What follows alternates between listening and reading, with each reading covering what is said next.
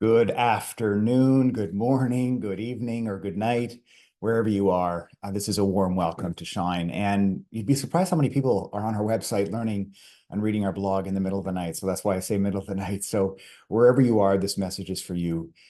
I want to start with a story. I can remember like it was yesterday.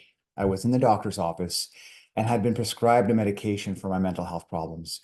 And I was struggling a lot in my life. And by the way, I want you to know that this message could literally transform everything and your future to help you achieve and reach your goals when it comes to your mental health. I am not a doctor. I'm just an average guy who got sick and needed to do whatever it took to get healthy. And I want to share that with you. It took me 15 years, $50,000, way too much time, way too much effort. And I want to pass this on to you. Okay, back to the story.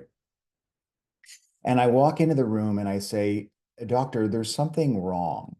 He had prescribed a medication. And he said, well, what's wrong? I said, well, I'm feeling more suicidal than I ever have before. And by the way, if the topic or the word suicide is triggering for you, I've learned, and I did crisis line work for about a year where I took calls from people who are struggling, is that it's important to talk about it. It's not a taboo word.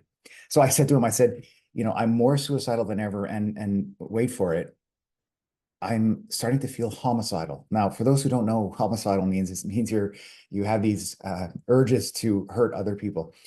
I no longer, and I don't feel that. The minute I stopped the medication, and he looked at me and he says, "Oh my goodness, well, that didn't work." And he grabs the medication from my hand and he throws it across the room and puts it into the garbage. And at that moment, I had a realization. I said, is medication that flippant?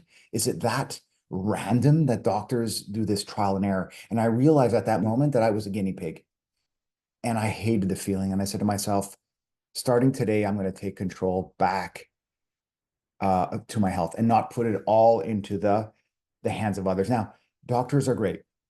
They have their place. Medication has their place, but it wasn't working for me. So what did I do? I had to take control. So I have my file with me here. So this is the file of what I did over the last 15 years. And I went on a hunt, instead of going out to parties, and spending money on a nice car, I spent money on these tests. And what are these tests? Well, they're personalized tests to help me understand who I was, what was my chemistry, my makeup, to then better be able to take care of myself. So in here we have I have a saliva test, which can tell my DNA. And with DNA, you can see maybe where you're weak in your DNA, and you need to substitute and help with DNA weaknesses, which is normal. You might not know epigenetics, but it's this concept where your genes can actually be turned on and off depending on behavior. So that's even more powerful. I have a urine test, which allowed me to know where I was low in certain neurochemicals, which I was blown away that I couldn't figure it out.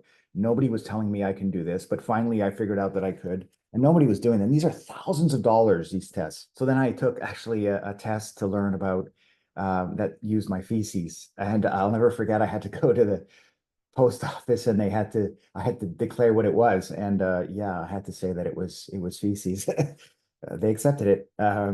Anyway, I learned a lot about my microbiome and why I was struggling with digestion, how digestion is linked to mental health. The point is, I did tons and tons of tests, and spent thousands of dollars. And I want to pass this on to you. I want to pass on and summarize everything that I learned.